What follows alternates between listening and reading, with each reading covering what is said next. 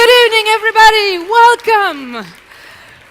Well, ladies and gentlemen, I will introduce myself very briefly. My name is Stephanie, and I will be in charge of you.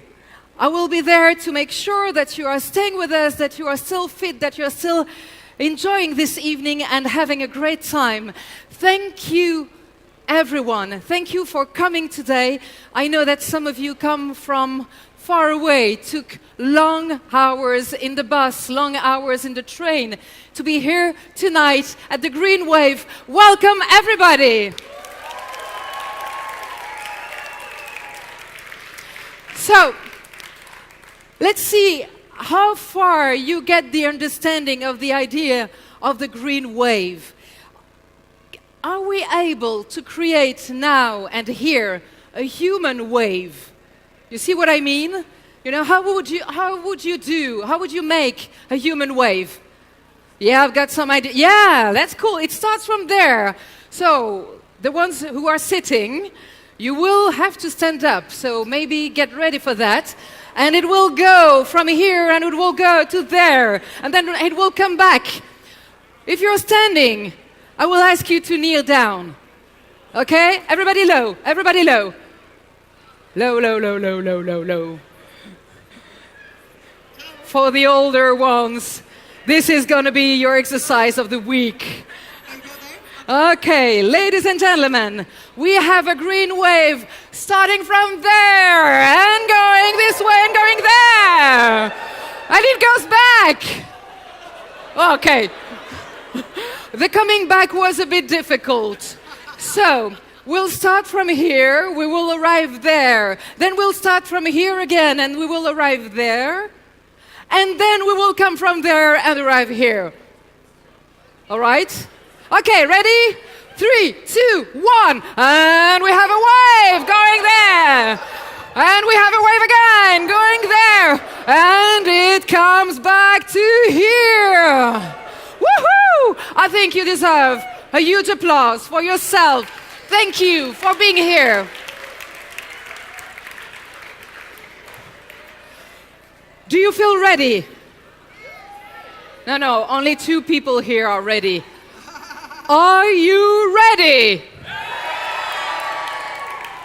I want to hear more. Are you ready?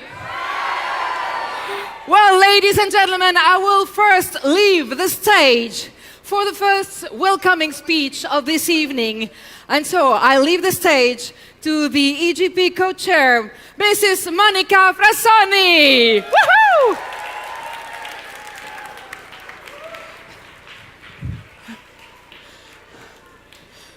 Buonasera. We only have 11 years to make sure that the effects of climate change are not unstoppable. We even have less time to make sure that the European Union goes back to what it was set for, to be a project of not only of unity of the peoples of Europe, but also of peace and democracy. And we have about 6 weeks to make sure that much more people will decide to go to vote to the European election than the more or less 50% that have already decided to do so.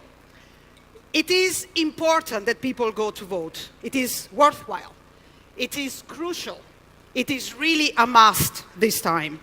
Because at the end of the day, my dear friends Green, we always knew that to make greener our economies and our societies is a question of democracy. And it is a capacity of making our project not only right, but also very desirable. This time, more than ever, we need to go outside of our green comfort zone. We will not win without the people. And we are Greens, but we are not enough. We need those who are worried for their future and for their children. Those who see themselves as warriors against everyday problems and can't see the end of their troubles. And also those who are full of ideas and energy, but they cannot see it connected with our green priorities. And we even need those who today are carelessly convinced that the world can go on eating itself forever. So the battle for a green Europe is a battle for democracy, and it's a battle against dark forces of illiberalism and of fossil power. Because I am Italian, I know it very well. Those who don't care about climate, those who don't care about future, are the same who want to keep women at home. And those who want to get rich and don't care about the consequences, those who think that diversity is a problem, those who use fear and control to seize power, those are the same who don't believe in climate change.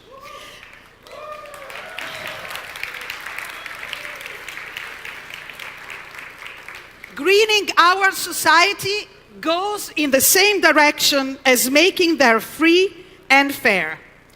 And the Green New Deal was invented by us 10 years ago. And this is the way to get us out from free and go towards the future.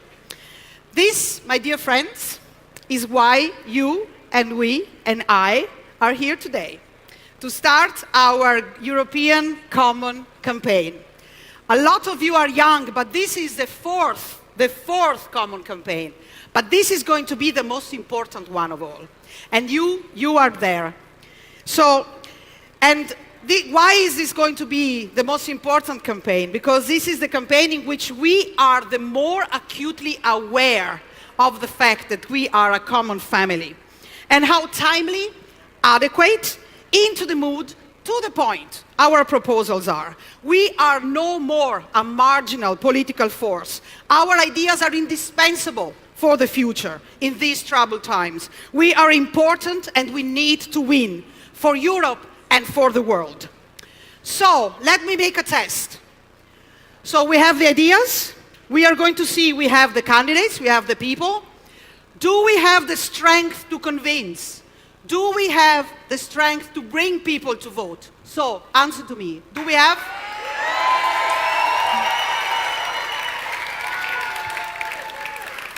Let us, in the next 6 weeks, I really want you to use the strength of our more successful parties. But also I would like you to be aware and take as our own the challenges and the difficulties of those Greens who work in more challenging contexts. I am absolutely certain that with this awareness and from this capacity of working together and making the connections among ourselves, and if you are going to make this connection visible and noisy, our campaign is going to be much more effective and much stronger. Dear friends, the time has come. We saw a very beautiful wave earlier on. Well, we have to make of this green wave an ocean, a flood of renewable energy, a crowd of committed parliamentarians, able not only to unsettle power in place, but to take it. This is a task we have ahead of us. We will make it as green and as Europeans. Thank you. Thank you, Monica. Thanks a lot.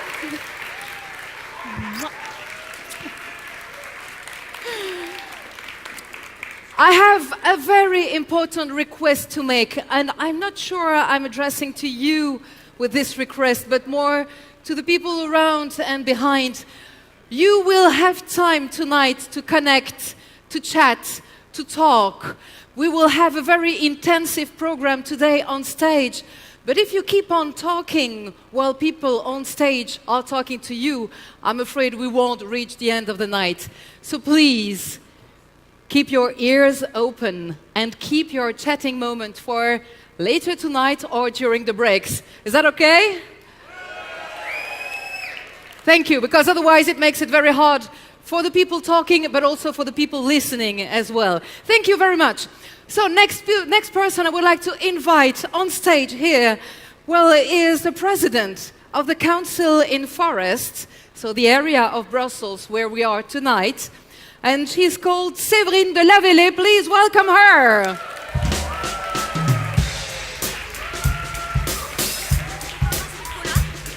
Oh. Ah, il est là. Voilà. Petite danse.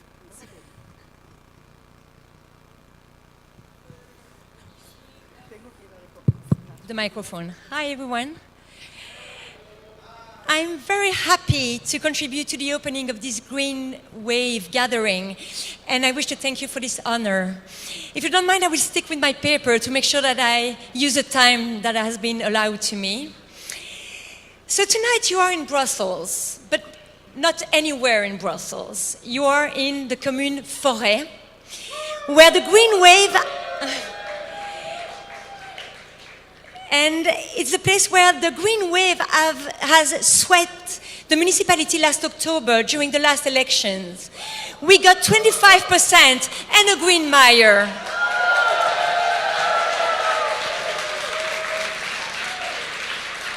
So obviously, as president of the municipal council, I'm very happy to welcome you here. So where did this green wave in Forest come from? It came from the combination of our work in the municipality for the last 30 years now, and of course the growing awareness among citizens that the climate issue must be a priority. One of Forest's major wealth is its diversity. Our commune, amongst others in Brussels, is multicultural, international, and European. 34% of our population has a foreign nationality, amongst which almost 70% are European citizens. These last 12 years, with the ecologists in the majority, we have reinforced policies that embody our values, which are obviously openness, solidarity, and inclusion, to build a community in which all feel that they belong. But of course, and we cannot hide this fact, our communities are facing every day major challenges in terms of environment, air quality and health, inequality and poverty. As you obviously know, our European Green slogan is, "Let's act together." We apply it on a daily basis in our work with citizens to tackle these challenges. Participation, cooperation, collaboration, and innovation are, in Forêt, a green mark. And through participation and cooperation, as Greens, in Forêt, but also obviously in Brussels, in Belgium, and in Europe, we build solutions. Solutions from the local level up to the European level. Indeed, in our Brussels municipalities, we live in and with Europe every day. And as we live with Europe every day, we want it greener and fairer. Therefore, for us, the 26th of May in Europe is about being at the heart of change. So once again, welcome in our green commune, and I wish you a very pleasant night. Bye. Thank you.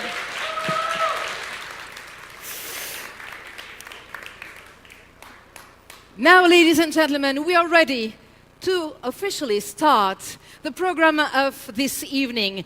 It will be separate in 4 different blocks, and there will be breaks in the middle, so don't worry. We're not going to be talking and talking and talking non-stop. You will have time to let your brains refresh a little bit. So now the first block, what is it about? We all know Europe faces big challenges, and it is urgent to address them now. Time has come to face it and look at it in the eye. We won't be able to talk about all the targets tonight. It's impossible. So we have made a choice and selected 3 urgent targets. So the first target for tonight will be climate change and environmental justice. And I would like to invite Nicolas Van Nuffel, who is the spokesman of Climate Change Coalition. Ladies and gentlemen, Nicolas Van Nuffel. Oh.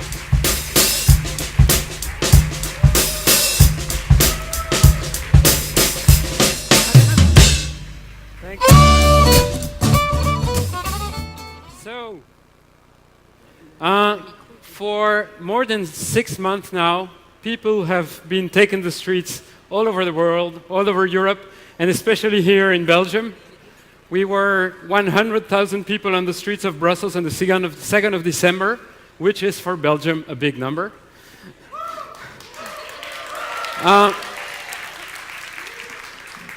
But what is very special of what is happening here is that we have had marches for climate for more than 10 years, but what is happening now is that our marches are organized by citizens and are organized by the youth and not by civil society organizations anymore.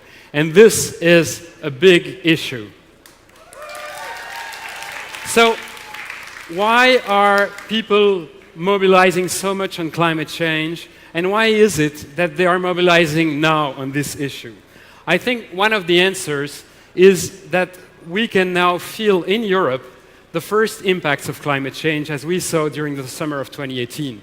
But those impacts are being felt much more in the global south, in big countries like China, Vietnam, India, or by the African farmers, much more than what we feel here in Europe. And we also know that climate change is just a symptom. Not only the symptom of the limits of our planet, but also the symptom of the limits of a model, a civilization model. We often hear that facing climate change, we are all on the same boat. And it's quite true. We are more than 7 billion people on this planet and we all face climate change. But let's not forget that on the Titanic, there were 3 classes. And that the amount of people that die in, I think it was 1912, during that big catastrophe, was much more people of the 3rd class than people of the 2nd and the 1st class. So this is also a social issue. And it's a complex issue. It's a civilization issue because talking about climate change is very much different from talking about the ozone layer, because it's not only a technical problem, it's a civilization problem. We have a problem with our food model, our energy model, our transport model, etc., etc., etc. And this is also why climate change cannot be tackled without tackling inequalities, without asking the question of climate justice, tax justice, economic justice, etc. And all the people on the streets, from Greta Thunberg to all the youth all over the world, we all know that individual solutions are necessary to fight climate change. But individual solutions will never, never suffice. We need political leaders to take actions and to take decisions.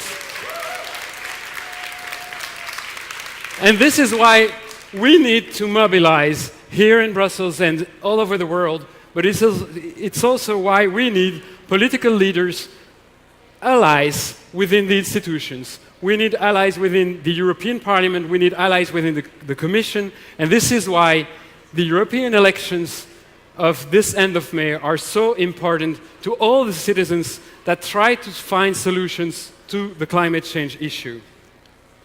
And this will be my conclusion. The European election of the 24th to the 26th of May is a big event, but we have to mobilize much until the election, but we will keep mobilizing after the election. Because democracy is not just about voting every 5 years. Democracy is about everyone here, all citizens, owners of the political decisions. And this is why we will be fighting for the next 5 years, for the next 10 years, to have that change, system change, and not climate change. So, I will conclude with this.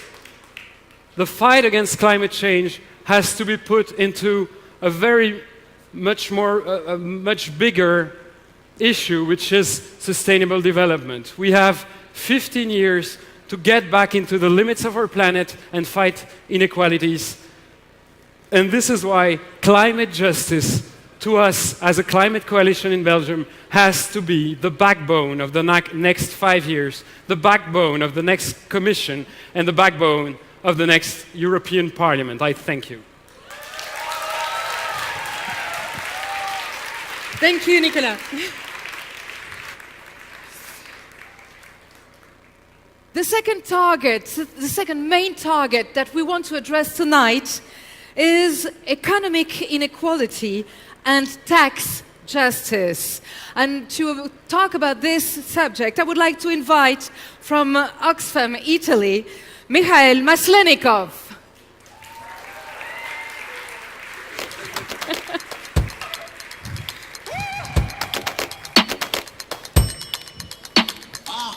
Good afternoon, everyone from all around Europe. It's an amazing, energizing, electrifying, and I should say also scary atmosphere. Well, the climate crisis that Nicolas has so passionately described that we're facing goes along with another dramatic crisis, the crisis of growing inequalities. High and rising levels of economic disparities harm our societies in many ways. They first of all undermine the perspectives of inclusive and sustainable economic growth and development. It hampers social mobility. It weakens social cohesion. Economic divide between the haves and the have-nots creates social barriers and feeds the sense of injustice. We tend not to trust those close to us whom we perceive in a position of unfair and indebted advantage. Income formation and wealth accumulation at the top of a distribution is the sign of a failing economic system. The system that fails indeed to distribute its benefits that are created by collective efforts. Furthermore, fractures and divides in the society weakens the social pact.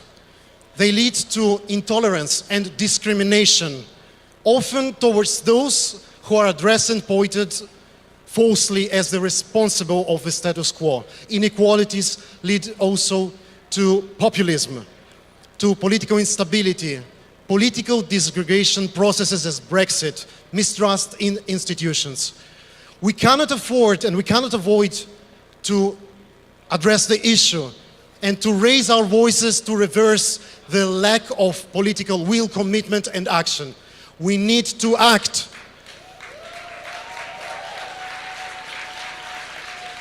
Let's come about solutions that are very effectively and nicely put in the Greens, European Greens political manifesto in a very integrated way. In first place, we need to rethink the framework for European social protection policies.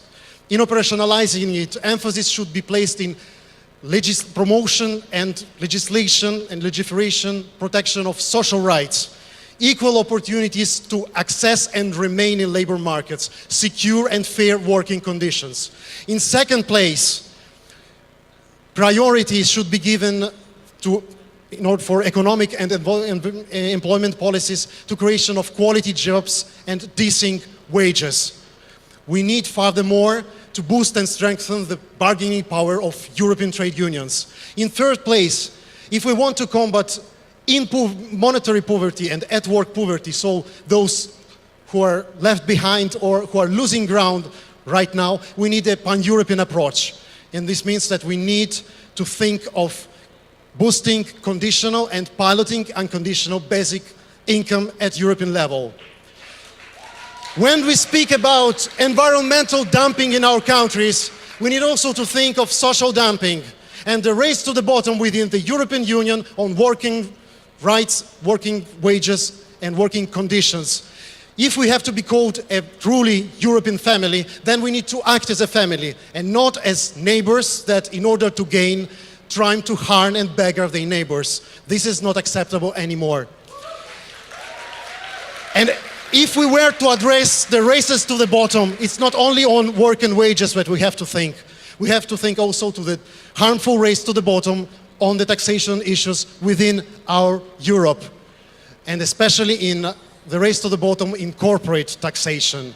It is not admissible that some European countries have in place harmful tax regimes that allow big, greedy corporate players to lower their tax bills, dodge taxes, and deprive other countries of billions of vital resources, billions of euros annually.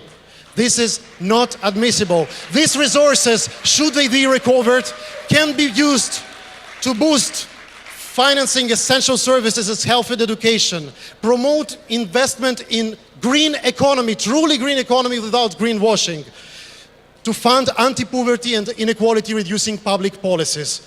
The European Parliament and the Greens have been vocal and had a leading and strong voice in the past years against corporate tax abuses. We need to strengthen these voices and strengthen this work at the European level in the next years, which means we need stronger corporate transparency measures, corporate tax harmonization and minimum level of taxation in the EU, effective and productive countermeasures against tax havens in our common house, Europe and worldwide.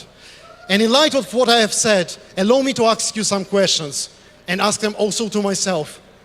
Is it a mirage to think of a European Union which is oriented to solidarity, mutualism, more tax justice, less inequality, and more convergence in living standards of its citizens? Is it utopian to think of a European Union that takes and makes a moral beacon the respect of environment and addressing the equitable and sustainable well-being for all its citizens? Is it out of place and space to think of Europe working for the many, where decisions are not the result of watered-downing compromises between conflicting national interests, but they are a result of thinking of a common good, of a collective us? I have the answer for myself. It's not a mirage. And all of you and the Greens, I think the same way. We can achieve change. And the May's election represents a great historic turnaround opportunity to share and state loudly our vision. Let's do it together. Thank you.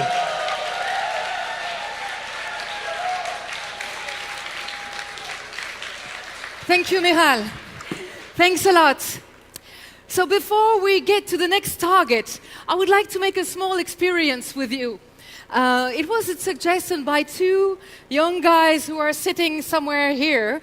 See if we can change things by making an example and see how far we can try to contaminate. If you're holding a board, you might want to put it down because otherwise some people are going to lose eyes here. So I talked about the fact that it's quite hard to keep attention if we keep on talking. So let's say every time you want people to be silent, you just make like a small roof above your head.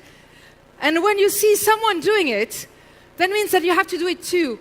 And let's see how far we can contaminate the audience with that and try to get a real moment of silence. Does it work? Only with the hands? Does everybody do the little roof? Guys, it works. So now we're not going to stay like this for the whole evening, so let's try to keep silent and welcome the next speaker for the next target of tonight. Thank you for the little roofs and thank you for the idea. We'll keep that for tonight, okay? Oh. So the next target will be about... We're going to get cramps at the end of the evening or feel like little dancers, you know?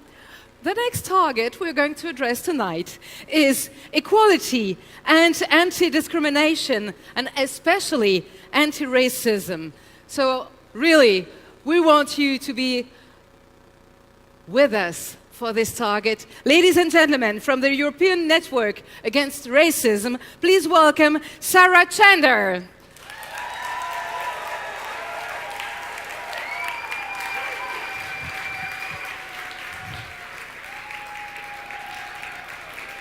Hi.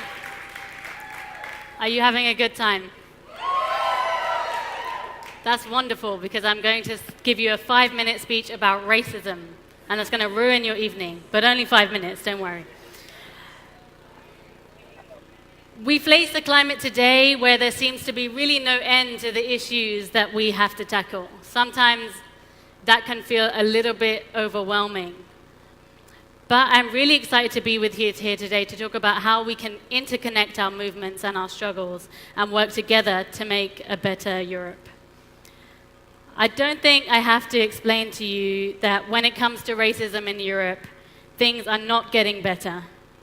In the last 5 years, personally, I have seen politicians from all across the political spectrum retreat into a politics of fear, abandoning the cause of people of color and of migrants in pursuit of votes. Yet, being a person of color or a migrant in Europe today means that you are more likely to be attacked on the streets. It means you are more likely to be unemployed. It means you are less likely to earn a living wage. It also means that you are less likely to see yourself in politics, to look like the politicians all around you. It means that you are less likely to have high-quality healthcare and housing, and for some, it means that you're not really considered to be a European. Still in Europe today, Muslim women are being turned away from jobs because of them wearing a headscarf. Still today, in 2019, we can hear some politicians on the right calling for cleansing of the streets of Roma. And still today, in 2019, closer to the political center, we hear that migrants pose a threat to the values, to the safety, and the security of Europe, when in fact, we all know the opposite is true. These problems are not at all separate to the climate crisis. Working class and people of color are some of the most likely to live in highly polluted areas. Across the world, those most affected by climate change are from the global south. They are working class and they are women. But when they move, they are met with borders, they are met with racist politicians, and they are met with an EU migration structure which is focused on control, criminalization, and keeping people out. What can you all in this room do today? I believe it is really not enough to stand back and to say, we are not the racist ones, we are not the ones scapegoating migrants. What I can say after 3 years of advocating against racism in the European political sphere is that the danger of the far right is not just about how many seats they get in the European Parliament, but it's about the effects of their narrative on the politics of the entire House and of the entire Europe.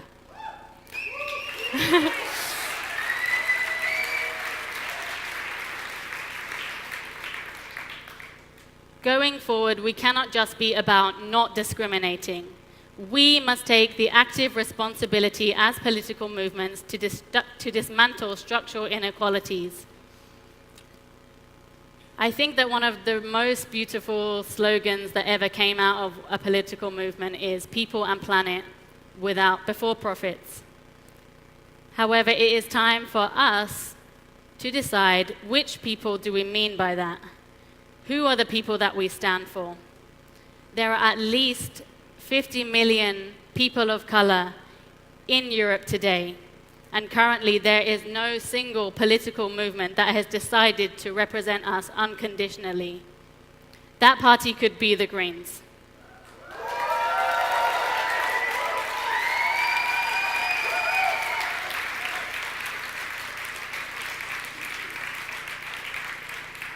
Currently, there is only one black woman elected in the European Parliament. One. She's not a Green. Just 2% of the MEPs were people of color. Also, regardless of race, we had very few MEPs who were willing to take a stance against racism. As the far right gets stronger, we really need to do much, much better than that. And we are already moving. The movements of young people on the streets in the climate march are truly inspiring to see. But we do not have the luxury to treat racism as a side issue. Ahead of the European Parliament elections in May, it needs to become clear that it is green to break down inequalities. It is green to fight for the rights of women, of queer people, and of those with disabilities.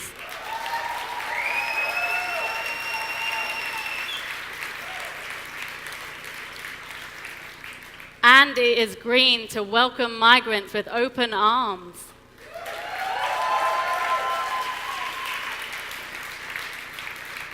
In terms of policies, that means ending the criminalization of migration.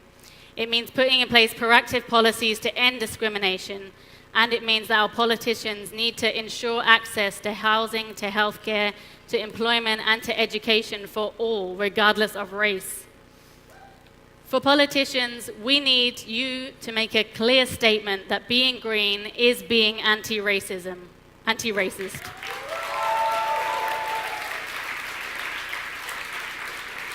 Climate change, racism, misogyny, homophobia, neoliberal trade, austerity, they're all part of the same system, and our movements need each other. To the candidates, I hope to say that I hope when you are elected to the European Parliament, you make it a priority to tackle racism. Thank you. Thank you, Sarah. Thanks a lot.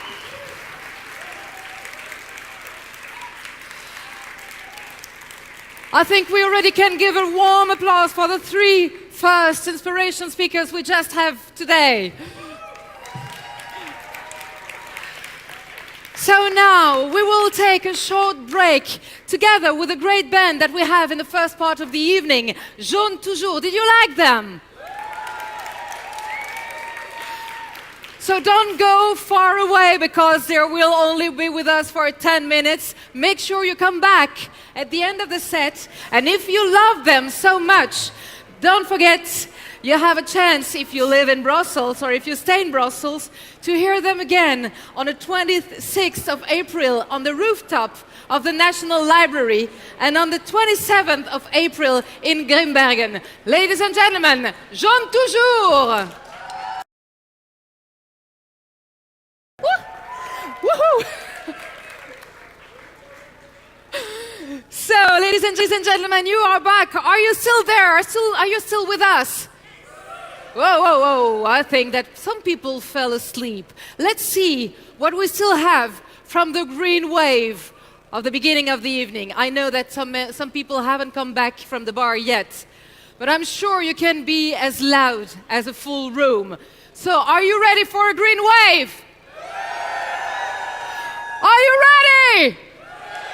Okay, let's start from here. Are you ready? Put the boards on the ground, put your glasses on the ground. You ready for the wave? It starts from here, it goes to there, it starts from there, it comes back here, okay?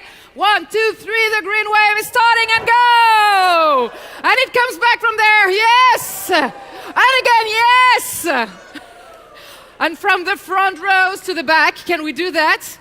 Okay, 1, 2, 3, from here to the back. And it comes back. Oh, it's beautiful. You're beautiful. Thank you. Congratulations, really.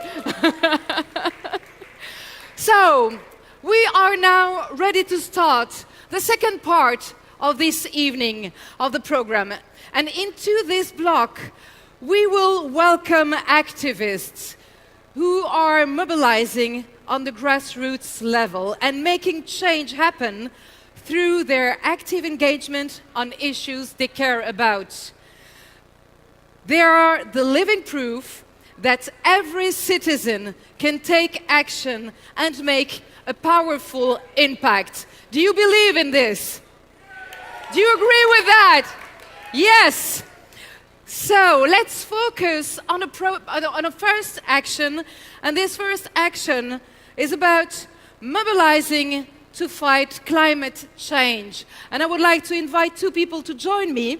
I would like to invite someone from Fridays for Future in Germany, Miss Franziska Wessel. Francie, you can join us. And a Belgian climate activist, Marie Lecoq. Come on stage, join me too.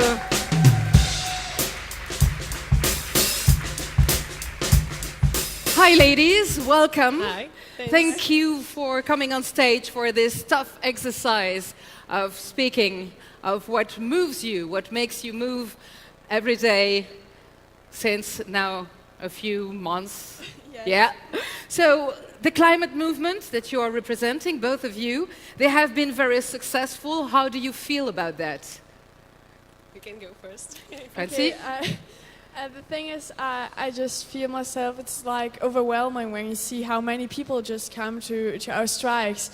When we see that in each week we get more people, we mobilize more people who get to our strikes every Friday to fight against climate policy, which is now in Germany not so well. So it's like wow when you see how many people just fight for a thing that is so important. So you really feel like you know the power of the whole group behind you? Yes, Yeah? of course. I suppose it's the same for you. Yeah, of course, it's quite easy as an answer because, yeah, but we were very surprised, and actually it's because maybe we were more focused on our work and we forgot that this work began like 25 years ago, and we are now, yeah, it's the fruits from sensibilization in the school, in the street, in the newspapers and so on for the past 25 years. So it's, yeah, it's quite impressive. So you say, and it's right, that it all started 25 years ago. How do you keep hope, seeing that 25 years later it hasn't changed? How do you keep your optimism, and how do you keep on fighting, actually? Yeah, for me, it's just a question of just survive. I mean, it's just not to become mad and to still have some reason to start in the morning and to get up and yeah, and of course to do it. And also it helps to do it together and to not be alone. Yeah. I think the thing is that we don't have any other option. We don't have any other option than to keep fighting, because if we don't keep fighting, it's like in 100 years the world won't be like if it how it's now. So if we don't keep fighting, I don't know what will happen, and so I don't really have any other option. And you really think walking on streets can actually work and make things change and decision being taken? Yes, of course. I really think that we can just make some change when you see how many people just come striking, how many people just skip school on every Friday. So politicians cannot just ignore us anymore. So they really have to do something, because we're so many and we just have a message that we want to tell them, and so they can't ignore us anymore. Yeah. I think they agree. Yeah, the change is, yeah, we can feel it, and it's quite easy just to look on the programs of the political parties. Actually, that's quite easy. And if we look really in the programs, we can see that it changed a lot, and all parties are now speaking about climate change and ecological stuff. So yeah, it's changing. In Belgium, we can really see it. We block the streets. We have been in front of the parliament, and yeah, it's changing. It is changing.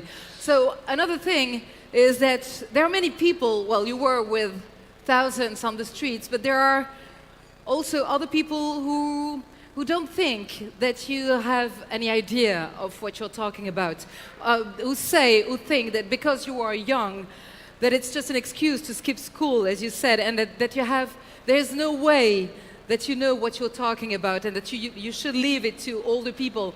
What is your answer to get these people to stop thinking that? I really think that the question if we just strike when we have normally school is just a really, really silly question, because even if I'm young, I can just see that our world is changing, that if we just go on like this, we don't have any world like in a few hundred years, and that is the thing that I can see even if I'm young. And I think it's not a question about if I'm young or not. It's like I can see it, and when they asked me, hey, you skip school, I could imagine better things than striking every Friday, like in the cold and standing out there at the parliament. So I could really imagine better things, but like I said, I don't have any other option. And so I think the debate that we started in politics is just another one. Yeah.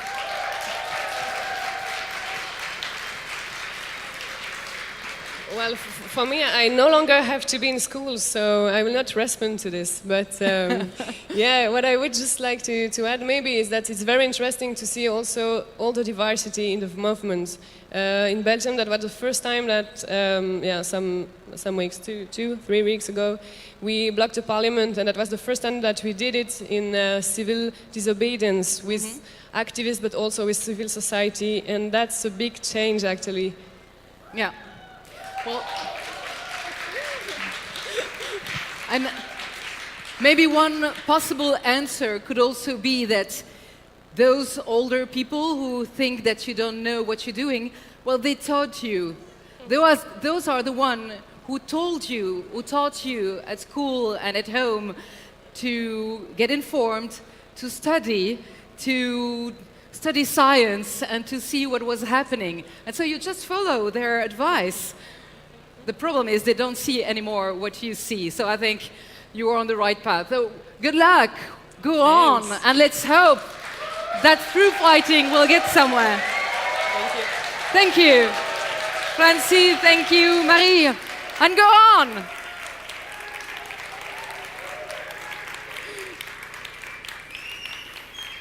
So I can see that meanwhile, more and more people are coming back and joining us. So I just remind you, maybe not to be silent, but if you really want to talk a bit slower, because otherwise we can hardly hear each other on stage. So let's get to another action, another mobilization. And this topic, this action is about mobilizing for women's rights.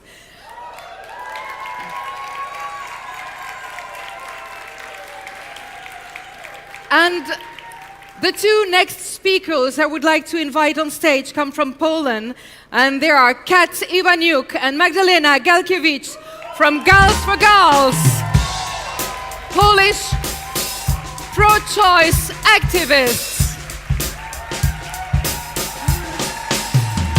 The stage is yours, ladies. Thank you. Thank you. Hello, thanks for having us here today. My name is Kat. I'm Magda. And we are members of Girls for Grassroots, which is a grassroots movement from Poland that got formulated because we had a very bad threatening of our abortion law in Poland in 2016, when anti-choice movement organizations with support of our government wanted to tighten our abortion law. And this is how we got mobilized. This is how we got united. Everyday girl like me, like you, like many of the green girls working in the field. And this also, the fact that we wanted to focus on something that we have in common, that our common goal, give us friendship that let us that went beyond our differences, and that's important lesson for us to convey. And also, this friendship gave us space for us, for everyday girl to act politically for the first time in their lives. Yeah, exactly. And you know, having women's rights that could be threatened all the time put us, as activists, in this state by mode constantly. So we really didn't want to act just as a response for what is happening in Poland. That is why looking for better solution, for more structured solution, we became really transformative power in our country. This is exactly also the reason why so many of young women activists like we decided, from very different collectives, grassroots, decided to engage into the politics in Poland. So in very different levels, actually, local level, national level, and European level also. And there is also so many women as well that support and help sisters in their political struggle.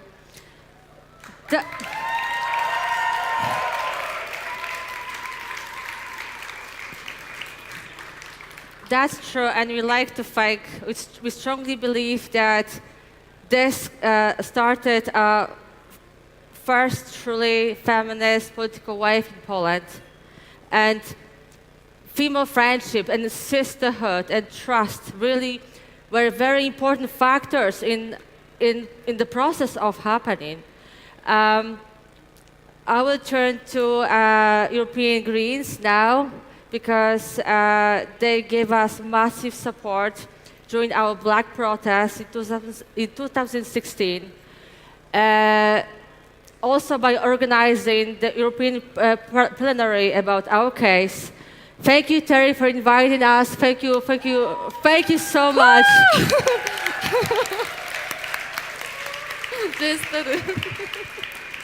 Because it made us see that we are not alone in this struggle. We are not alone in this fight, even though being away from European Parliament in Poland. And also, it gave us kind of feeling that we actually we can have, what's happening? Oh, I'm back. That we can have a true political impact on what's happening in politics in our own country. Because indeed our government backed off from proceeding with anti-abortion law at that time. Yeah, exactly. Thank you. With your support, it happened. Yeah, exactly. But on the other hand, you can think that Poland is so far away from Brussels, yeah? So far away from West European Union member states.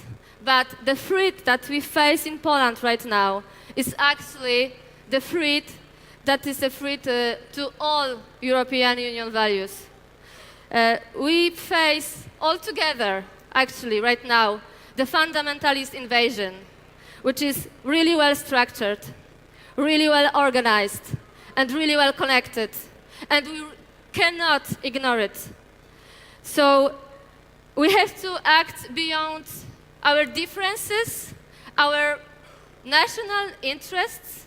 We have to go hand in hand all together in solidarity, member of the parliament, politician, activists, to be able to defeat this ideological threat.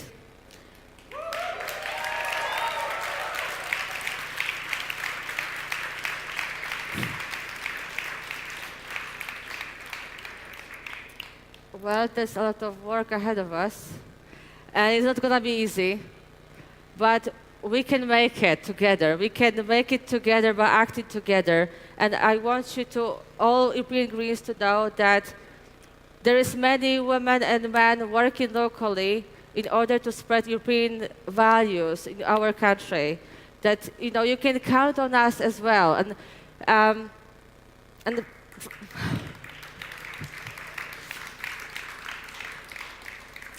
And that, concluding, we want to thank European Greens very much for supporting us along the way for the last 3 years of our European Ideas Labs, when we could network not only with European Greens maps, but also with real change makers all over Europe. Yeah. And thank you for making us see that politics, also in European level, can be authentic and can serve some higher purpose. It's really important for us to see that. So, thank you very much. Thank you very much.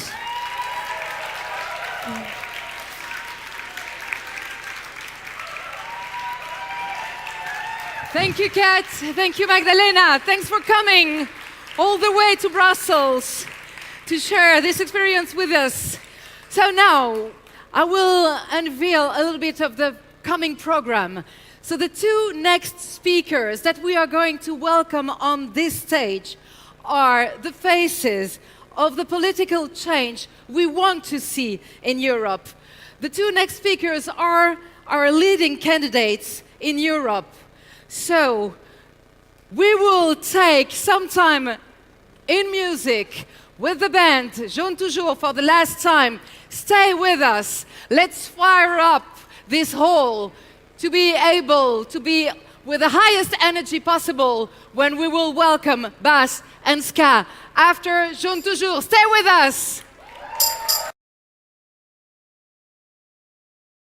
Yep, and there, that's perfect. So, ladies and gentlemen, we already discussed about today's and tomorrow's challenges and how every citizen can take actions that lead to a powerful impact. It is now time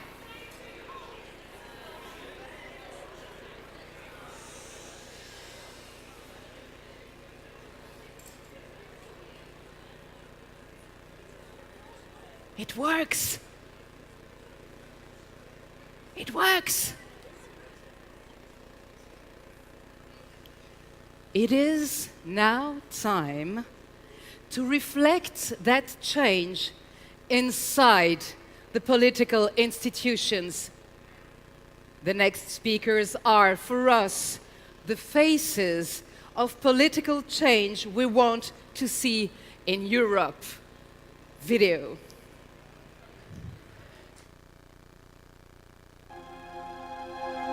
For too long, the old guys have been taking the decisions in Europe, have been leading us towards today's problems. not tomorrow's solutions. But something is happening all over Europe. People are standing up for climate action, for equality, For a better future. against hate. And the demand is clear. We need to act. For a Europe where people and planet come before profit. Where all genders are equal. For a different, better, greener Europe. That shows the way forward in the world. The choice is clear. Are we gonna just watch and sit by while nationalists try to divide us and tear Europe apart? Continue on the path towards a climate crisis and more inequality. Or do we stand up And change Europe. For all of us. together? Even if you've never voted before, this is the moment. The future of all of us depends on how we treat our planet. We need to do more as Europe. To finally fight the climate crisis. The time we make our economy work for the benefit of all. This is our moment. Seize it. Vote. Let's act together. Woohoo!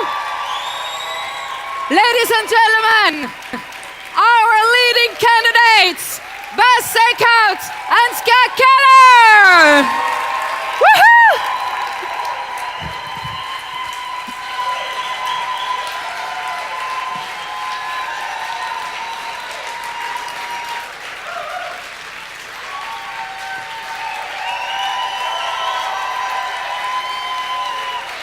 Hello everyone, are you ready? Vous êtes chaud? It's not a French-speaking audience, it doesn't work. What a pity. Hello everyone, it's so great to see you, to see so many of you. We can't even see the end of it. So I hear we're like much more than 500 people from all 28 EU member states. And I said 28, and we're gonna make sure it's gonna stay like this for a while.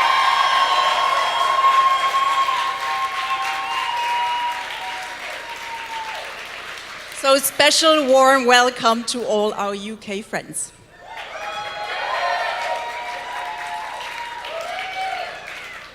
I see there's an amazing energy in this room, and let's make sure we're going to keep it. Let's make sure we keep that energy for the next 6 weeks and for the next 5 years and beyond, because a lot is at stake right now in Europe.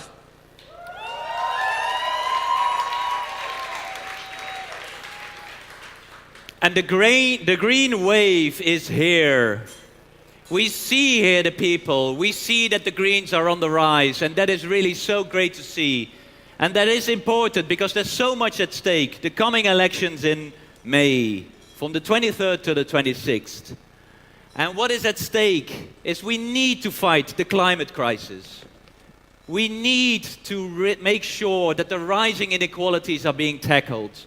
We need to make sure that we are fighting for our European democracy. And the European democracy is under threat. Populists pretending that they have solutions, but they only have one solution, and that is that they don't like Europe. But we know Europe has brought us so much. Europe has brought us peace, prosperity, and made us people together. But we also know that Europe needs to change.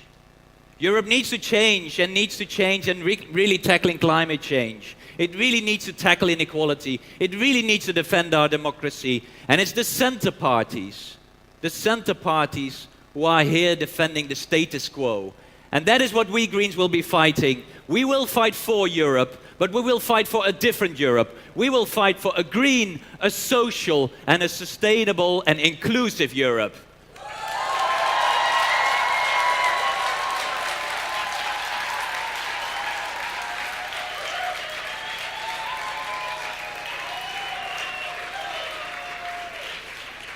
And we're fighting for a social Europe so that we stop the dogma of austerity. We want a Europe where no child is left behind. A Europe where it's not normal and not okay that half of the young people are going without employment. We want to have a European Union where you get a fair salary for the work that you're doing. A Europe where care work is better recognized. We want a Europe of equality. We want a Europe of fair chances, and we want a Europe where no one's left behind. We want a social union.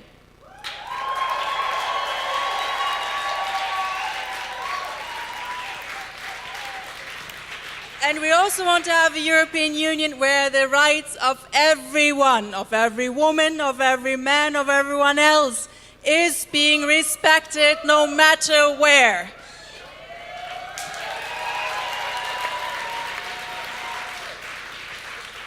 A Europe where democracy, where rule of law is not some foreign word never heard of, where everyone can go on the streets to protest without being punished, where everyone can live free of corruption, where everyone can be sure that their voice will be heard in court. We want to have a democratic Europe at all levels, everywhere, no matter whether in Hungary, in Austria, or in Romania, everywhere.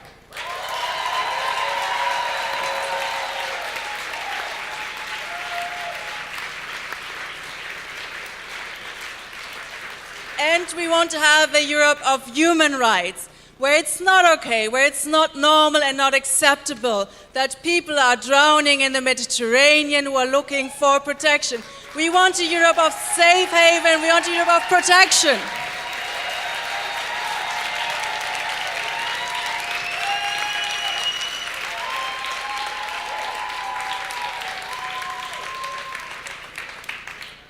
And these elections will also be climate elections. Climate elections where we've been Greens, where we have been fighting for decades. This is our reason why we started our work. And if you now look all over Europe, the Greens are changing policies already in the different countries. In Denmark, SF is fighting for a climate law.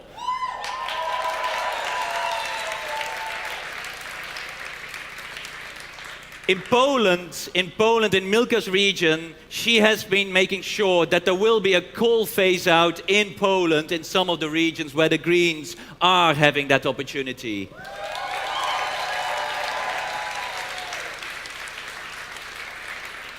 And in Belgium, when there will be European elections, it will also be national elections. And also in Belgium, the climate law is the point that the Belgian Greens, the Flemish and the Wallonian together are fighting for to make that happen also here in Belgium.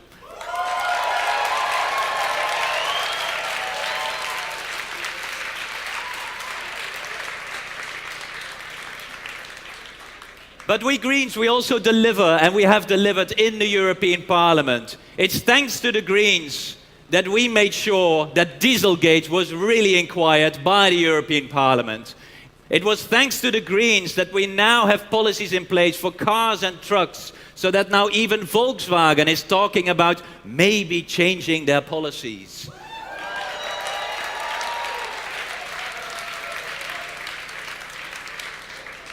It was the Greens, certainly also Claude Turmes, who fought for a faster transition on renewables and energy efficiency.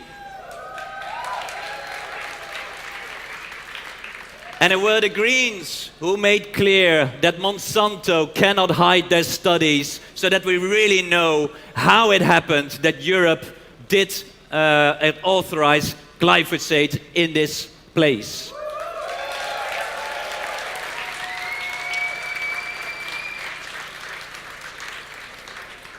But more needs to be done. We need to really put a price on carbon. We really need to put a price on pollution. We need to shift our fossil economy to a real renewable and sustainable economy.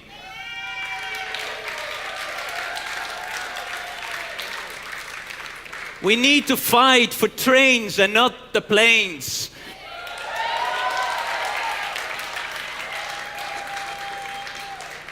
And we really need a new agriculture system where we have nature-inclusive agriculture instead of more and more production.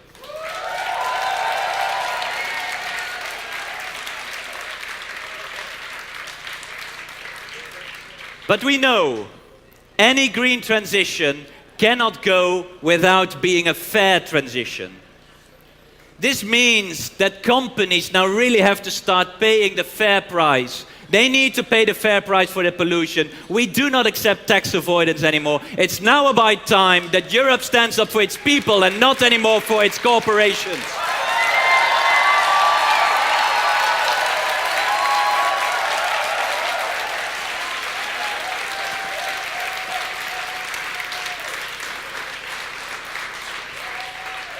So we have achieved a lot, but there is so much more to do. But the good thing is we can do it, and we are not alone. Let's look around Europe to the rising civil society, to people saying, no more, we're fed up, we want a different life. We want to have a future. Let's look at the climate students rising all over the European Union, rising globally, fighting to have a future, a livable future on this planet.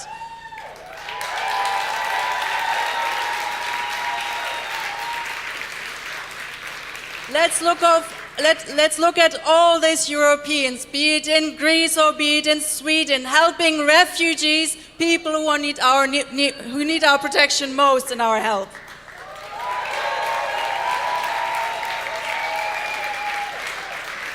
Let's not forget about the ecological movements demonstrating in Bulgaria, in Romania. And let's not forget about the big fights against corruption in Romania and the feminist actions in Poland, like we have already heard today from Girls for Girls.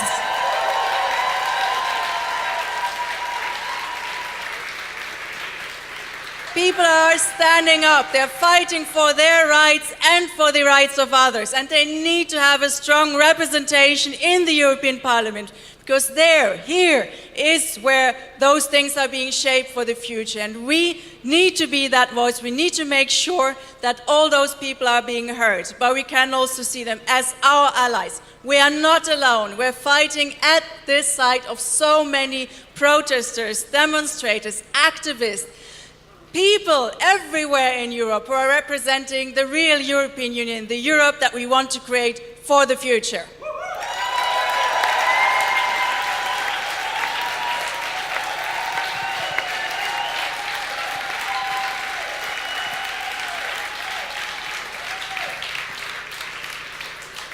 So let's make these elections the elections of the green wave. And if you look all over Europe, we are getting there. In Germany, in the polls, the Greens are the second movement, the second political party.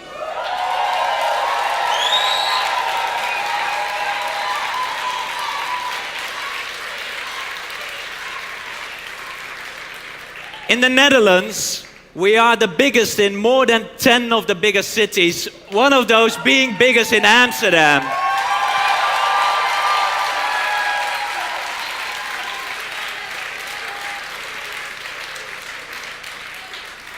In France, it's the Greens who are the only real progressive alternative to Macron. And he knows that, and he's getting nervous.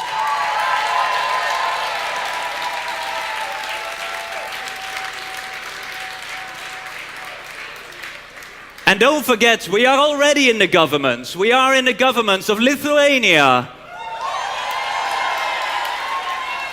Luxembourg, Sweden.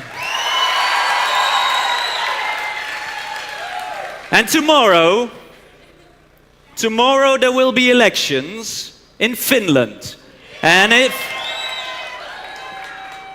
if we do well, and that's what the polls show, after these elections we will also be in the government in Finland.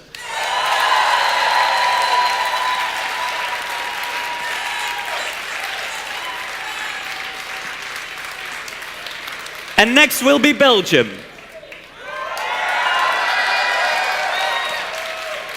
And we know, in Belgium, it's the Greens, by working together, who can become the biggest political party in Belgium.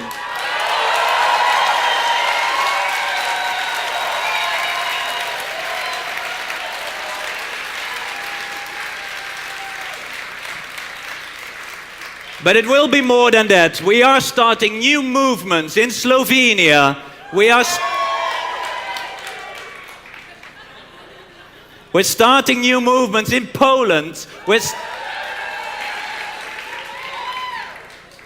And in Italy.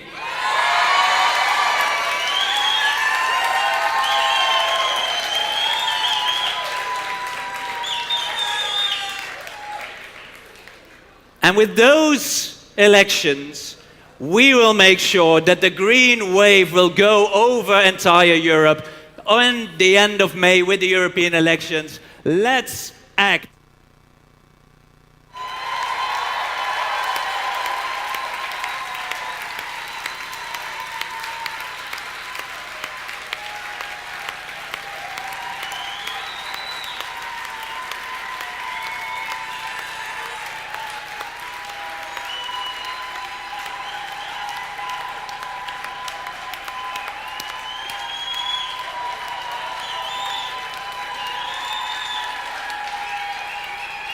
Thank you, Bas. Thank you.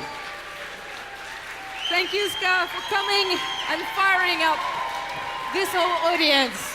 Stay with me. Just a little bit more. Stay with me. So, it is really amazing and electrifying to see how this huge green wave is taking us all together in the same direction.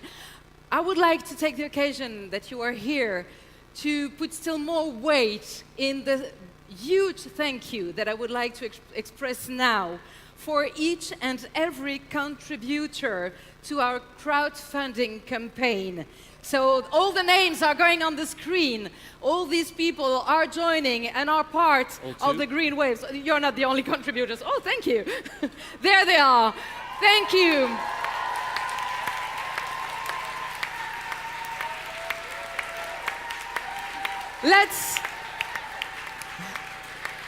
Let's make this moment a moment to be remembered. So we would like to take a picture. Let's fake a selfie, a picture of you two with the whole crowd behind. Can we have a bit more light so we can see the people in the audience? So turn around. Turn around. Yeah. And make noise.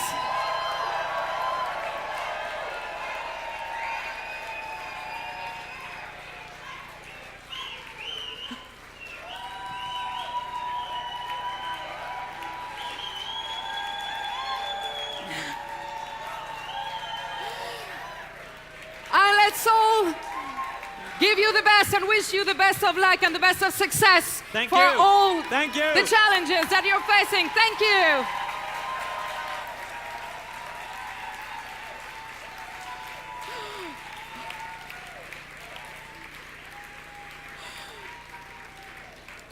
This is really electrifying and amazing. Thank you very much. It's really impressive to see all these people, you and all the people around the world sharing the same passions, sharing the same objective, and joining this green wave. So let's get to the fourth part of this evening. Are you ready?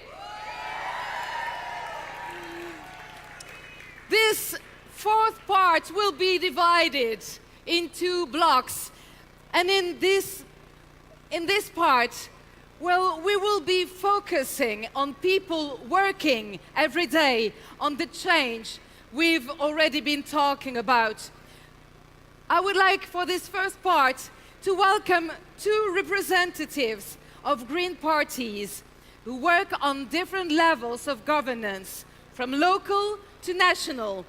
Let's see what happens when Greens actually are in charge. Do you agree with that? Let's discover that. And I would like to invite two people to join me on stage. From the Netherlands, from GroenLinks, Miss Katelijne Buitenweg. And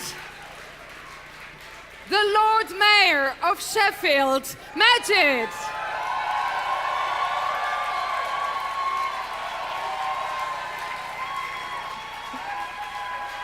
Thank you. It is really great to have you here because now we are going to be talking business. I would like to ask you one important question. Since you have been elected, what is, in your opinion, your biggest success? What are you most proud of? Katelijne, would you like to answer first? Well, first of all, let me say how grateful, how happy I am to be here. I mean, with so many idealists, but then with a realistic view of the future, I'm really happy to be here. People are really in a fighting spirit because I think that's exactly what we need for the European election. So it's really, I'm happy to be here. About what we have really achieved is what you saw is, I mean, Bas talked about the climate bill. That was something that a couple of years ago, we took the initiative together with the Social Democrats and people laughed about us. But we said this is something that is really necessary in order also for businesses to invest in a real sustainable future. Nobody had any faith in it, but then we grew stronger and stronger, and one of the proudest moments was also when 40,000 people went on the streets of the Netherlands in the pouring rain to show that they really cared and that they wanted a green future. And this... Yep. And I can tell you, this climate bill has now been adopted by a vast majority in national parliament. What we want, it's idealistic, but absolutely realistic, and we made it. Yep. Right. Majid, how about you? I forgot I had the mic on. But first of all, guys, it really, really is a massive, great pleasure to be here. Initially, I wanted to say good evening in every European language, and then I quickly realized I'd be here for a very long time. So if you don't mind, I really would love to try this. On the count of 3, if we can all say good evening in our native languages, that would be amazing. So after the count of 3, 1, 2, 3. That was as beautiful as I actually imagined it would be. But no, in all honesty, and I've learned quite a lot in my time as proud Green Lord Mayor of Sheffield. And I think one of them is that people are tired of the status quo. People are wanting something different. And the way a lot of people have realized is that the political establishment are out of touch, out of ideas, and quite frankly, out of time. And whether that be really making politics accessible to a lot of younger people to show them they are made of more, and that kind of is really, really important. But honestly, like, there's a lot to be proud of, whether that was I set up a UK-wide suicide prevention charter, which getting over 100 organizations to sign up to it, to getting lots of young activists involved. So honestly, it's really, really proud, and that would not have been possible without the massive Green support, not just in Sheffield, not just in the UK, from all across the pond. So thank you. I'm in debt to all you guys.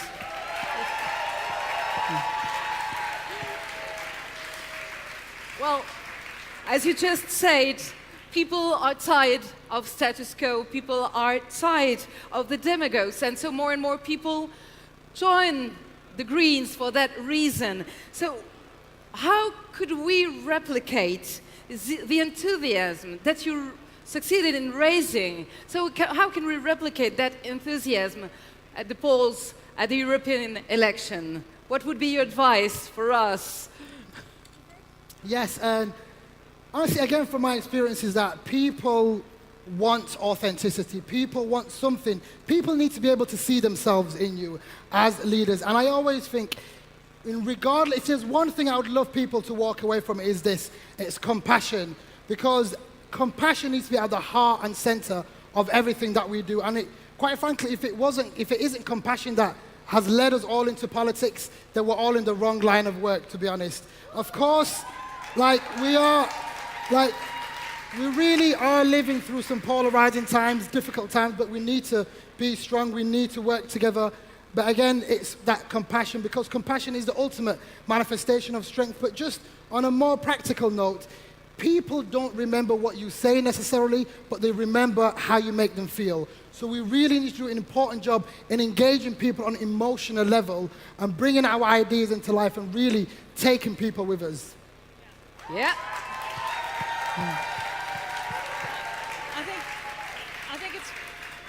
I think it's very important what you said also about compassion. What you see is now that the mainstream parties, they've looked at the populist and they're trying to copy their scapegoating. But it doesn't work, because people, they don't want that. They do want to live together in a society, yes, and they also want to feel respected and to give respect. Yes. What we've seen is that the old ideologies, they are all about the market, about low taxation for the big companies, about only economic growth. And you see that it doesn't answer the concerns of people, because economic growth as such, it doesn't say anything about the quality of the education, or about how healthy your children are, or how clean the air, or about whether your children have equal opportunity. So it doesn't meet these concerns. And it's important that we show that we have the concerns of the people, and we go door by door and take other people and ask them also to go door by door to have talks to people. And that is how in the Netherlands we managed to triple at the last national elections. Yeah. And last year, indeed, at the local elections, we doubled, in 10 big cities, we became the biggest. Indeed, in Amsterdam, in Groningen, in Utrecht, in Nijmegen, and more. And now last March, also for the provincial elections, we also again doubled. And they will elect the Senate this May. And that is the moment that the government in the Netherlands will lose its majority, and they will have to look at us, and then we will be there. Yeah.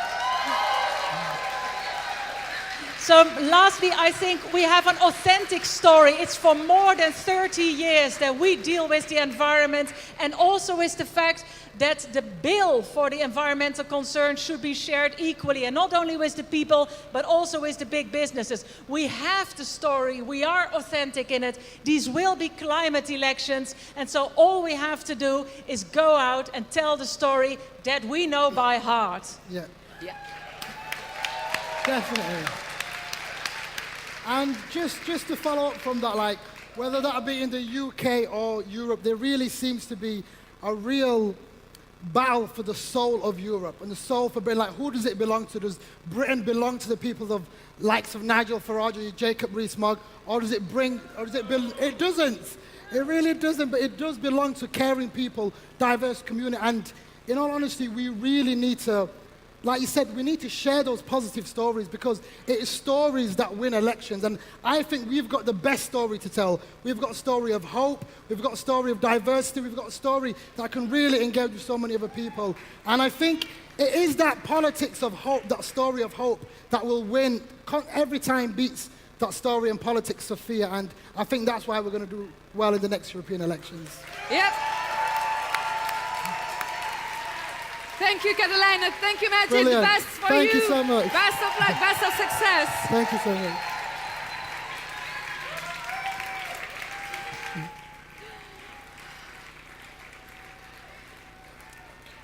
As Bas mentioned earlier, tomorrow is a very important day in Finland.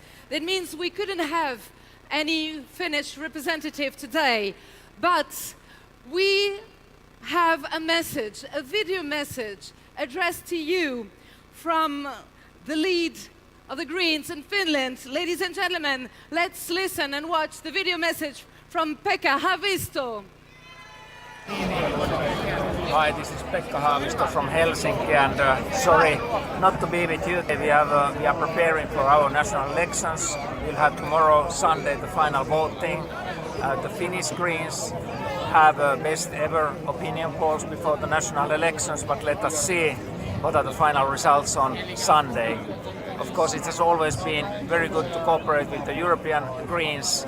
We know that in many other European countries there are as well good green results. So happy to be with you, and after the Sunday, let's see what is the final solution.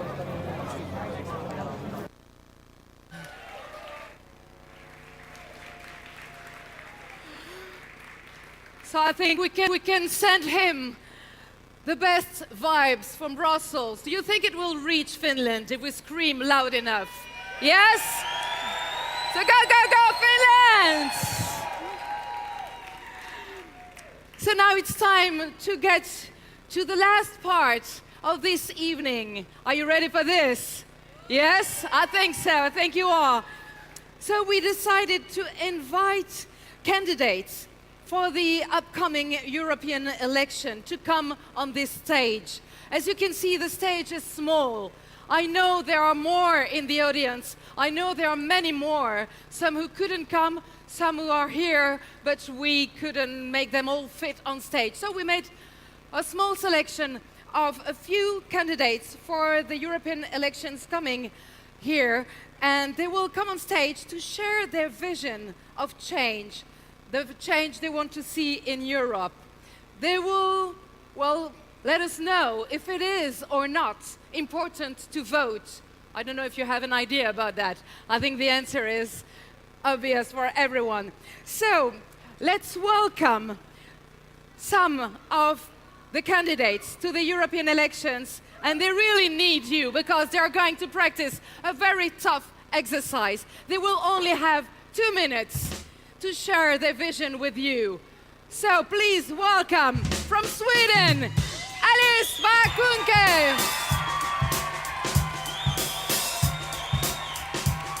From France, Yannick Jadot.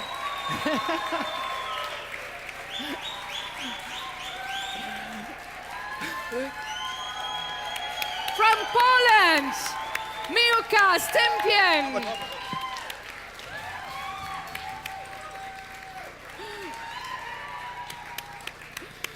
From Spain, Ernest Urtasun. From the Netherlands, Kim van Sparentak.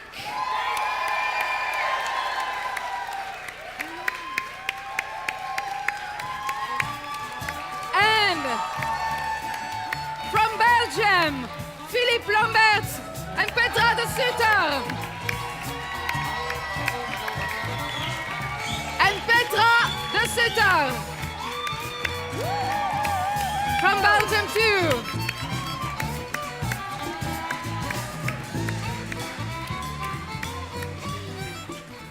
So you know that you are going to take part to a very challenging exercise. It's going to be short. It's going to be intensive. We all know you would be able to speak for half an hour, sharing passionate ideas, teaching us things telling us about your vision, about your ideas. But today, you only have 2 minutes. So it's going to be short. Are you ready to start? Would you like to be the first one? Yes. Yes? Yes, I can be the Oh, first you one. have your Yeah. microphone then. Yes, So, yes. Alice, you may stand up. It's going to be easier if you stand up. Yeah. So tell us, well, if you had only one message that you can share with us about your vision of what Europe should become? First of all, I'm so proud and I'm so happy to be here tonight with you. I get inspired by your energy and your commitment to fight for a Europe that is green and just.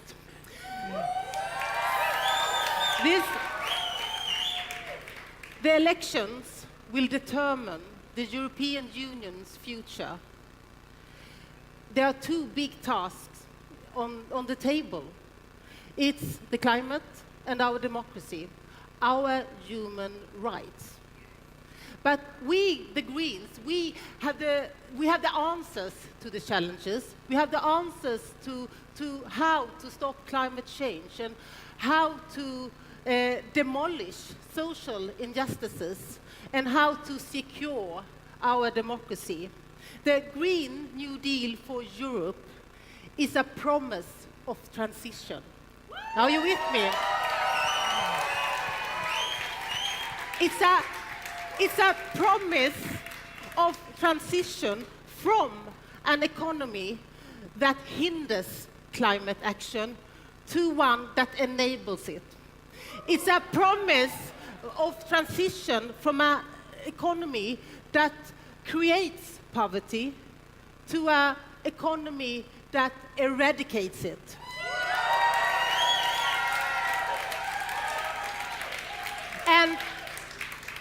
And we will shift our investments and we will reshape our economy and we will make pollution and emissions, to quote Mr. Trump, a really bad deal.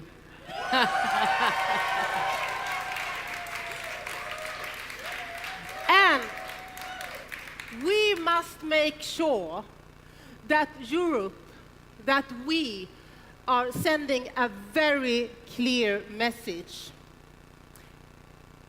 If Mr. Trump or anyone who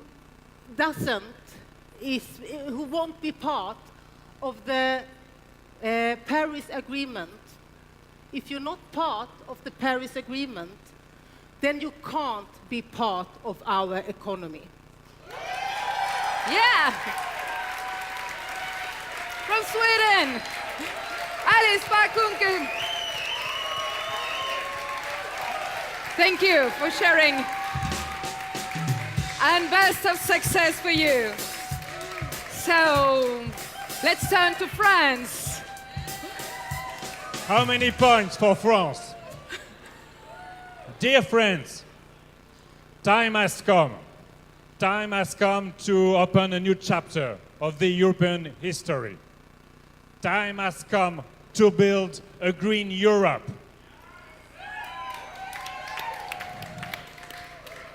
Time has come that Europe stands for life. So we will get rid of pesticides. We'll get rid of glyphosate. We will get rid of diesel. Time has come that Europe stands for climate, and we will build a 100% renewable Europe. So we will get rid of nuclear, we'll get rid of coal, we'll get rid of gas and oil. Can you just imagine one Europe depending only on wind, sun, biomass or geothermy, rather than Putin, the Gulf, Trump, and all these dictators that provide the bad and the dirty energies?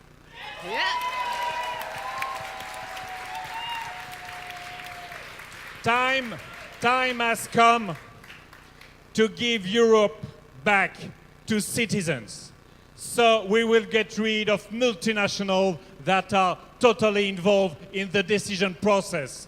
We will get rid of the lobbies, and we will get rid of the free trade agreement that undermine our sovereignty, that undermine our public choices, that undermine our capacity to protect health, to protect environment, and to protect democracy.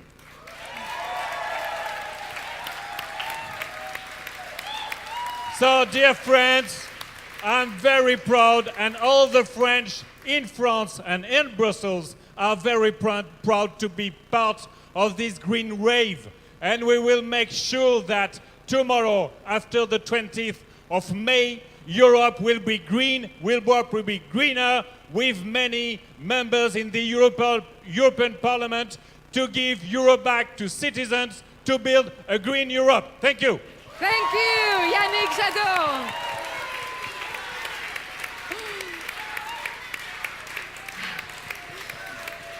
So, let's go now to Poland and listen to Miłka Stympian. Hello. Hi. I wanted to tell you today that change is already happening. I come from Poland, a country in which everything is thought to be run completely on coal. A country in which, just 4 months ago at COP24, the president of Poland stated that Poland would be run on coal for another 200 years. And yet, I'm here to celebrate. I'll tell you why in a moment. I am the daughter of a coal miner. I come from a region in Poland, which is a lignite mining region. It is a region that has been run on coal for the last 70 years. And yet, I'm here to celebrate, and I'll tell you why in a moment. Just 2 weeks ago, we signed an agreement in my region that we would be transitioning away from coal.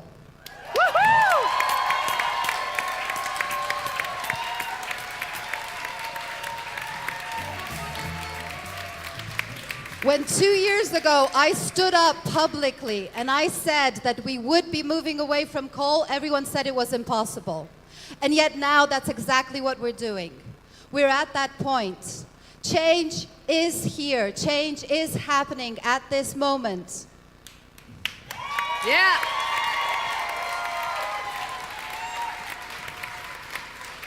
So I want everyone here to take a deep breath and imagine that future.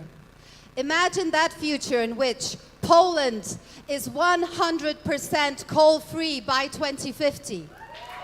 Yeah.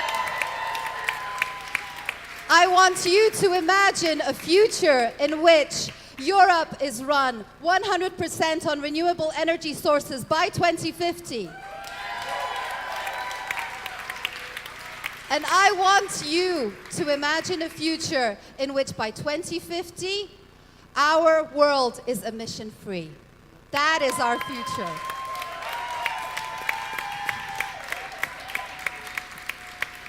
So I want everyone to close your eyes for a moment, take a deep breath, imagine that future, because that's what we're heading towards. So all of us right now, we need to act together. We need to move forward towards a green future without coal. Yep. Thank you, Miłka. And the best of success. It is now time for Spain to speak. Ernest Urtasun, welcome. Thank so you. it's now your moment to share with us your vision, your message. Thank you so much. It's so nice to be this evening here with so many people who want to change Europe and make it greener and make it more social and change it completely for the citizen for once and for all. Listen, there's a lot of people in this campaign who are going to tell us that this election is between the status quo or the nationalists. We're here to tell them that this choice is false and that we are going to be the ones that we're going to change the status quo, but for more Europe, for more green Europe, and for more social Europe.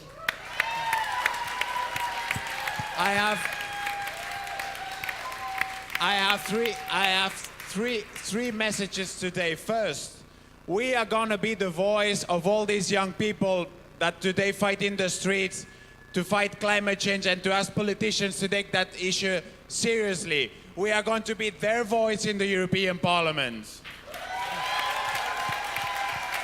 We are proud of all the women that are marching in the streets lately to say that they are tired of gender violence, of gender inequalities, and this. And we are here, and we are here to tell them that we green women, but also green men, are gonna be struggling for that. And third, there's so many people today in Europe that is being left behind. Europe was a dream to build a society where nobody was left behind. We're going to be the ones fighting inequalities, poverty, social exclusion. We want a Europe for all. We want a Europe that leaves no one behind, and this is the green Europe we're going to build.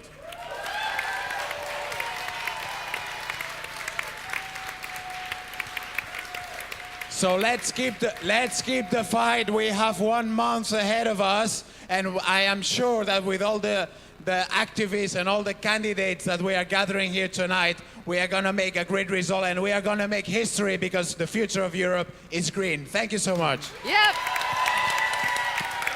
Thank you, Ernest. And the best for Spain too. We now go up north to the Netherlands, and we'll leave the floor and the mic to Kim van Sparentak. Hello. You have supporters. Thank you.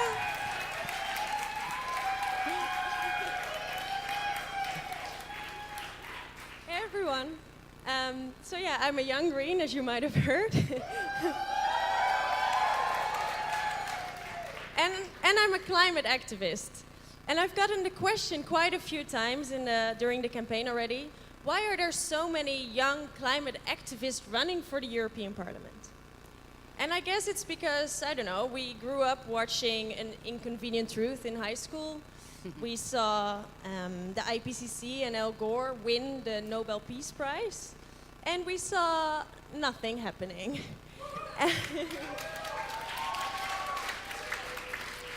And my generation isn't really a generation that takes no for an answer, you know?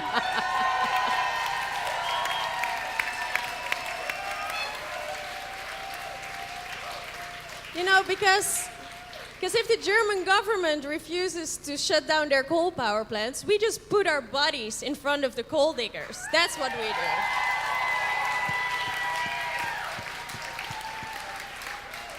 And we will continue fighting for climate justice. But not only that, because we are also the generation that grew up with an economic crisis. And it left us with unpaid internships and bullshit jobs. And we should... And then we are the generation that sues Deliveroo because we want proper worker rights, because we won't accept that they're treating us like shit.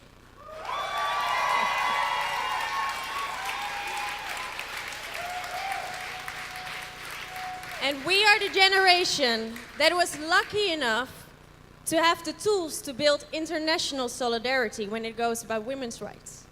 Because if in one member state there is a lashback against women's rights and against abortion, we in every member state fight to make sure that they will have it.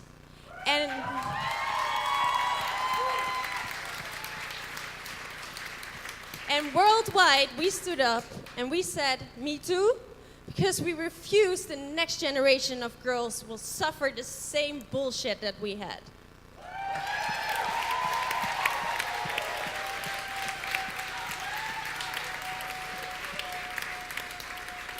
And we are the generation that is running for office on a young age Because we won't take no for an answer, and we were not listening to the mainstream parties and the old white guys that tell us we have to wait.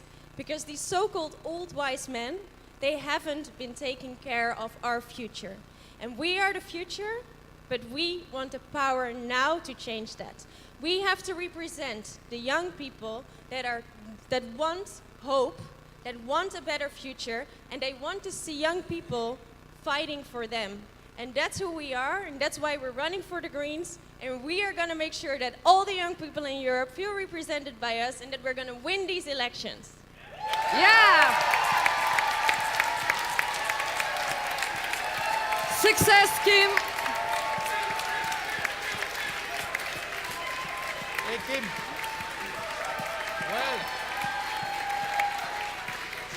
Well, Kim, I'm a middle-aged white man. I hope that you will tolerate me for a few more years. No. So now, we come back to Belgium. Yeah, absolutely. Yes, Philippe Lamberts, it's now your moment. Well, welcome. Welcome to Brussels, my hometown. Well, guys and ladies, you know that we at Ecolo and Groen, we love the years ending in 9. 1999, 2009, you know what? Ecolo got 23% at the European election. That is the record that we have to beat this year. Now, okay, at the very end.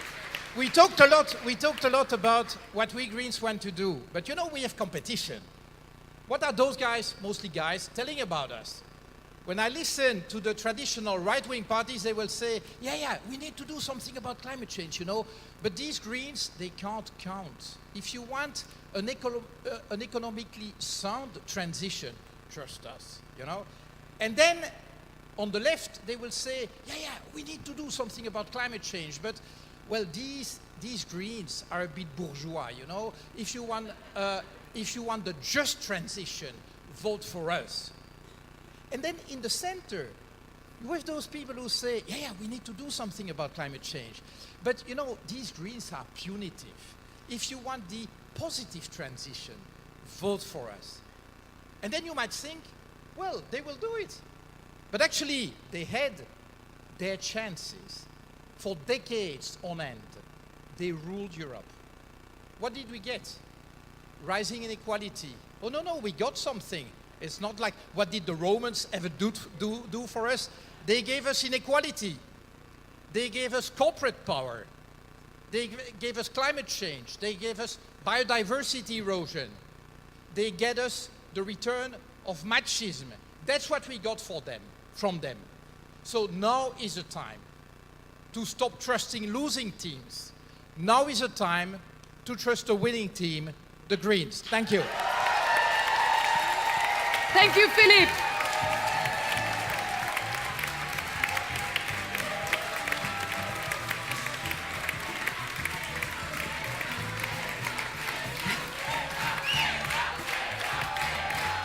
I'm not sure.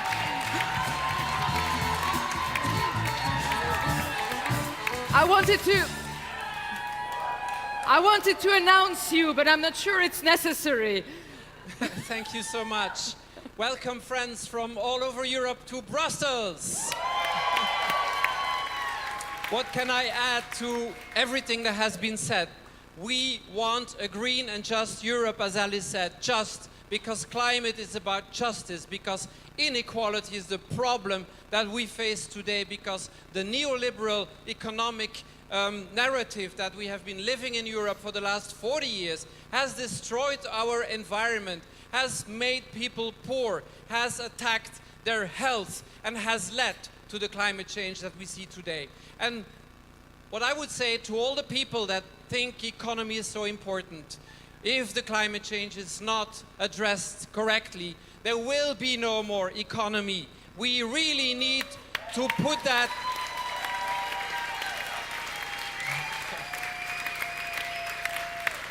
climate justice must be on the top of our agenda, and climate change must be stopped. And we can do it. We see that people want that change. People are tired of the negative narratives, of neoliberal policies, of populist right-wing policies that make people afraid. People need and want our positive narrative.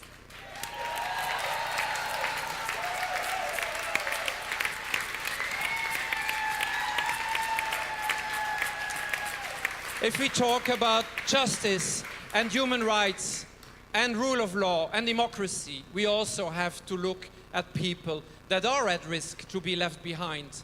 We have to look at refugees and how Europe deals with them today. It's unacceptable.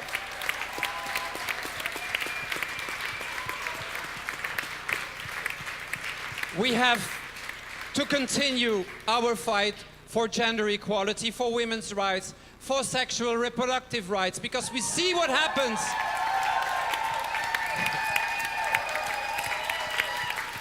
We need a feminist Europe.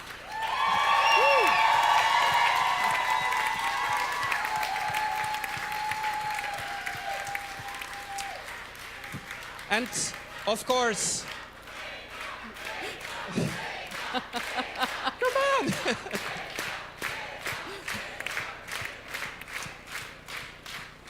Let me say a word about a group that hasn't been mentioned yet. But if we talk about equality, about rights, about an inclusive Europe, we also have to fight for LGBT people.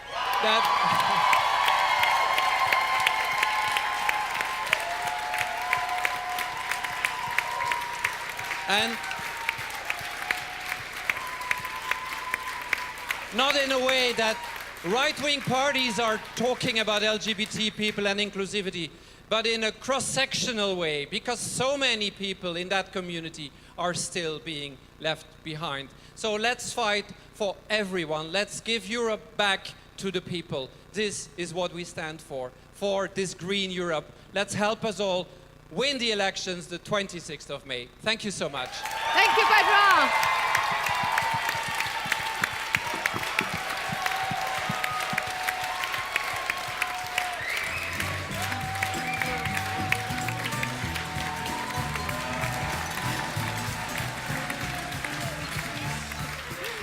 I think we may say that you successfully made the exercise, that you successfully shared your passion, share your message with us. So stay with us a little bit more, because I would like to conclude this very passionate evening.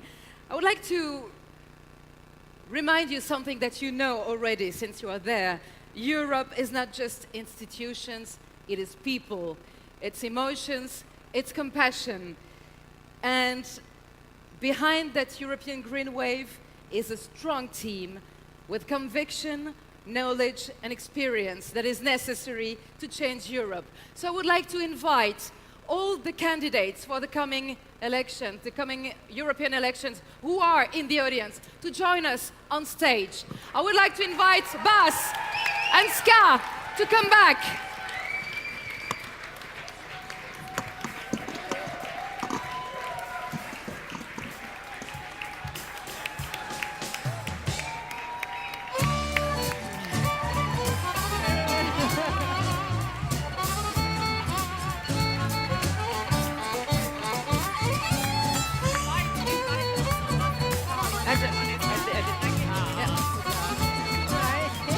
Bas, are you there? Ska, join us. Whoop.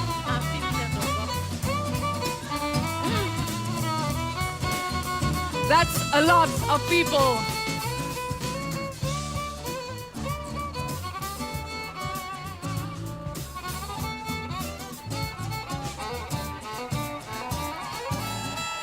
So there's more room here.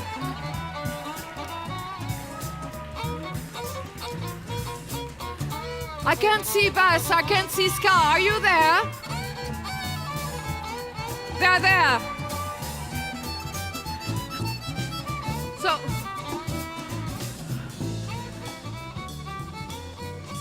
is there one last word that should be said? You have the microphone, that's perfect. Make some room. Don't fall into this on the screens.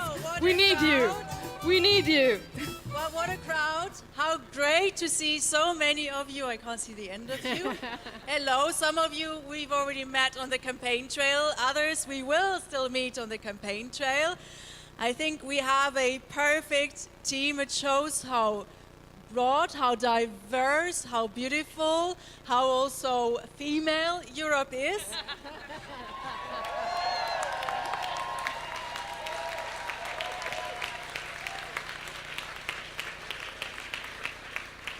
So let's go out and do it.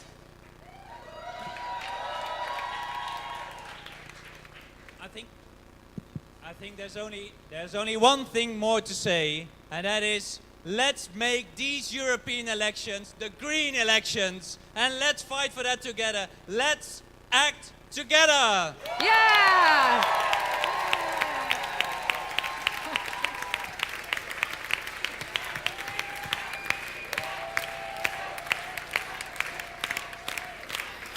So,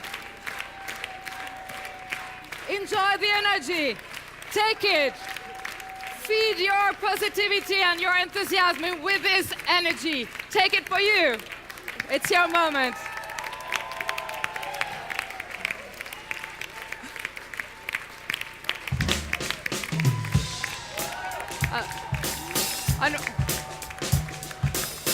I see one more person has something to add.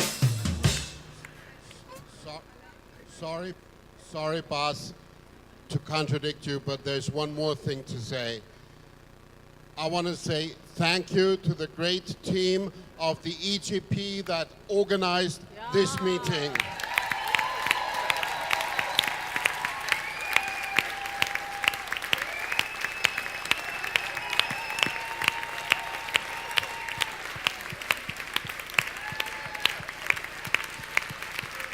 And if you don't mind, I might have the final word.